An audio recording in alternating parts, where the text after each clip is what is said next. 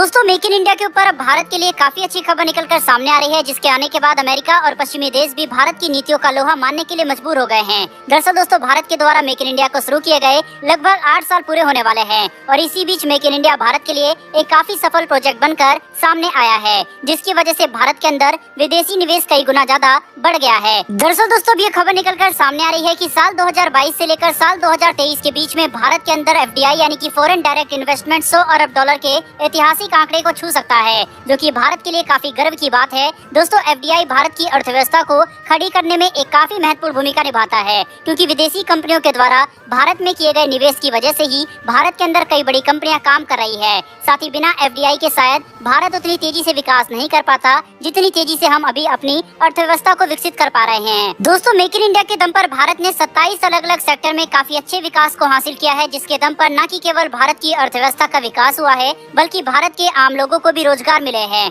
और भारत के अंदर इंडस्ट्रियल इकोसिस्टम भी तेजी से विकसित हुआ है। आपको ये बात जानकर काफी हैरानी होगी कि साल 2014 से लेकर साल 2015 तक भारत के अंदर FDI का आंकड़ा केवल 45 अरब डॉलर ही था, जबकि साल 2021 से लेकर साल 2022 के बीच में भारत के अंदर 83 अरब डॉलर से भी ज्यादा का FDI आया है, जो कि अपने आप में एक काफी ऐतिहासिक आंकड़ा है। इसके अलावा भारत के अंदर आने वाला FDI पिछले 8 सालों में लगातार रिकॉर्ड रफ्तार से बढ़ रहा है, जिसने भारत की अर्थव्यवस्था और इंडस्ट्री को विकसित करने में काफी महत्वपूर्ण भूमिका निभाई है। साल 2021 से लेकर 2022 के बीच में भारत के अंदर 83 अरब डॉलर का विदेशी निवेश आया है। वहीं पर ये सारा पैसा विश्व के 101 अलग अलग देशों से आया था, जिन्होंने भारत के 31 राज्यों और केंद्र शासित प्रदेशों में अपना निवेश किया और इस निवेश से भारत के अंदर 57 अलग अलग सेक्टर में विकास देखने को मिला है। ये बात तो साफ है कि मेक इन इंडिया के दम पर ही भारत ने पिछले 8 सालों में रिकॉर्ड FDI अपनी तरफ आकर्षित किया है, जिसकी वजह से भारत की अर्थव्यवस्था काफी तेजी से आगे बढ़ी है। साथ ही भारत विश्व की 5वीं सबसे बड़ी अर्थव्यवस्था होने का खिताब भी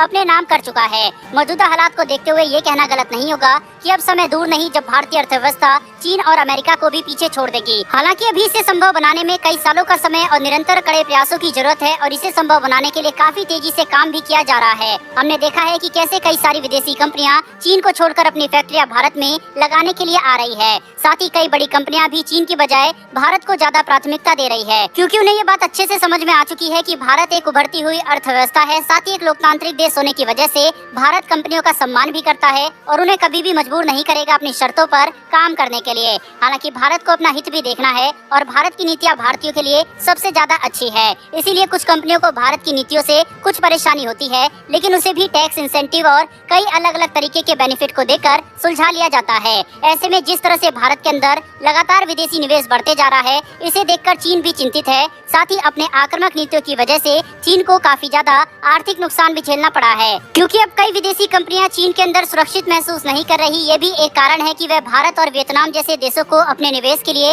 ज्यादा अच्छा ऑप्शन मानकर चल रहे हैं। इसके अलावा हमने देखा है कि कैसे एप्पल ने भी भारत के अंदर अपने मैन्युफैक्चरिंग प्लांट ओपन कर दिए हैं, जिसके दम पर अब भारत एप्पल प्रोडक्ट की भी मैन्युफैक्चरिंग करने वाला है। और फिलहाल ये खबर निकलकर सामने आ रही है कि साल 2025 तक 4 में से 1 आईफोन भारत में बना करेंगे। रेफरेंस के लिए आप इसका भी आर्टिकल अपनी स्क्रीन पर देख सकते हैं। इन कई वैश्विक कंपनियों के द्वारा भारत के अंदर प्लांट लगाया जाना काफी खुशी की बात है। वहीं पर इसके साथ ही जिस तरीके से भारत ने लगभग 20 अरब डॉलर की कीमत पर ताइवान की कंपनी के साथ डील की भारत के अंदर सेमीकंडक्टर मैन्युफैक्चरिंग प्लांट लगाने के लिए, ये भी काफी ऐतिहासिक फैसला है। साथ ही अगले कुछ सालों में भारत न कि केवल अपनी जरूरत का 100% सेमीकंडक्टर स्वदेशी रूप से बनाने में सक्षम हो जाएगा, बल्कि ग्लोबल सेमीकंडक्टर मार्केट में भी भारत एक काफी बड़ा खिलाड़ी बनकर सामने आएगा। दोस्तों, कुल मिलाकर देखा जाए तो न कि केवल भारत आम इलेक्ट्रॉनिक सेक्टर में, बल्कि सेमीकंडक्टर जैसे महत्वपूर्ण और टेक्नोलॉजी फोकस सेक्टर में भी भारत काफी तेजी से आगे बढ़ रहा है और ये सब भारत के केवल मेक इन इंडिया की वजह से ही संभव हो पाया है। भारत के इस मेक इन इंडिया प्रोजेक्ट के लिए कमेंट बॉक्स में एक जय हिंद तो बनता है। साथ ही अगर दोस्तों आपको ये इन्फॉर्मेशन और वीडियो पसंद आई हो